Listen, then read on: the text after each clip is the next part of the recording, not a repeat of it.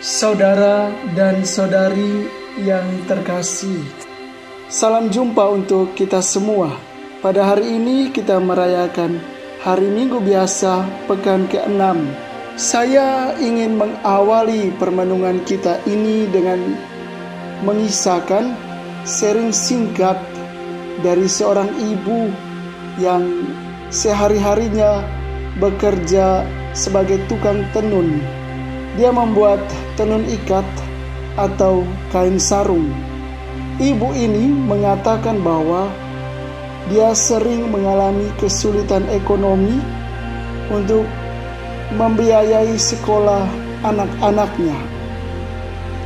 Tetapi pada saat kesulitan itu datang, selalu saja ada jalan keluar yang didapatkannya. Dia mengatakan itu terjadi karena ketika dia menenun, dia mengambil biji-biji batu kecil dan sambil menghitung biji-biji batu itu, dia mendaraskan doa rosario.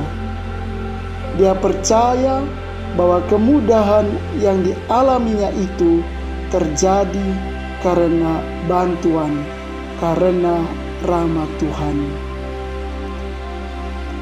Saudara, saudari yang terkasih dalam Kristus, sabda Tuhan yang kita dengar pada hari ini mengajak kita sekalian untuk belajar mengandalkan Tuhan di dalam hidup kita.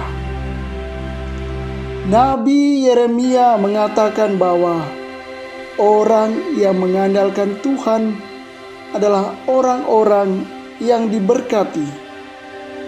Hidupnya seperti pohon yang ditanam di tepi air dan tidak berhenti menghasilkan buah.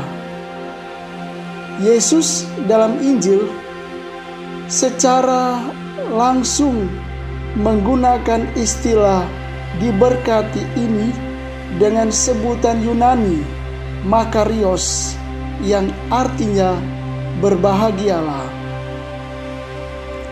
Kepada orang banyak itu dia mengatakan, berbahagialah kamu yang miskin, berbahagialah kamu yang kini lapar, berbahagialah kamu yang kini menangis, berbahagialah kamu yang demi anak manusia kamu dibenci, dikucilkan, dan ditolak. Orang-orang seperti inilah yang akan menerima ganjaran hidup kekal. Rasul Paulus dalam suratnya kepada jemaat di Korintus menyebut ganjaran hidup kekal ini adalah mengalami kebangkitan.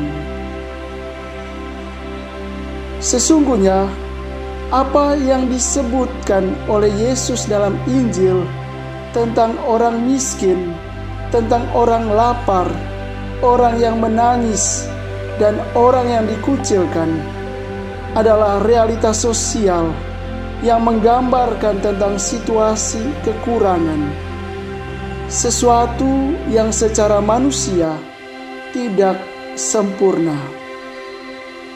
Relasi tentang penderitaan, hidup dalam ketidakmapanan ekonomi, dan tekanan sosial. Mengapa mereka diangkat sebagai sebuah tema dalam pewartaan kenabian Yesus? Di satu sisi, Yesus mau menunjukkan keberpihakannya kepada orang-orang kecil. Tetapi di sisi lain, Yesus mau menunjukkan kualitas iman dari orang-orang tersebut. Orang yang tidak mapan secara ekonomi dan mengalami tekanan sosial, justru karena tidak mempunyai apa-apa dan boleh dikatakan sebagai orang-orang yang tergolong lemah, belajar untuk mengandalkan Tuhan di dalam hidup mereka. Hal ini bukan berarti mau mengajak kita untuk berlomba-lomba menjadi orang miskin. tidak usah bekerja lagi, atau menangis saja sepanjang hari, atau juga sengaja buat lapar, bahkan pura-pura menjadi orang yang membela Tuhan, sehingga dengan sendirinya akan mengalami kebahagiaan. Bukan, tetapi yang dapat kita lakukan adalah belajar dari kualitas spiritual dari orang-orang ini. Kualitas spiritual yang mesti dijadikan sebagai kualitas dalam hidup kita, di mana dalam status hidup apapun, baik kita ini adalah orang-orang kaya maupun miskin, baik orang-orang mapan maupun orang-orang yang tidak mapan, baik orang-orang yang sehat maupun orang-orang yang sakit, kita belajar untuk selalu mengandalkan Tuhan di dalam hidup kita.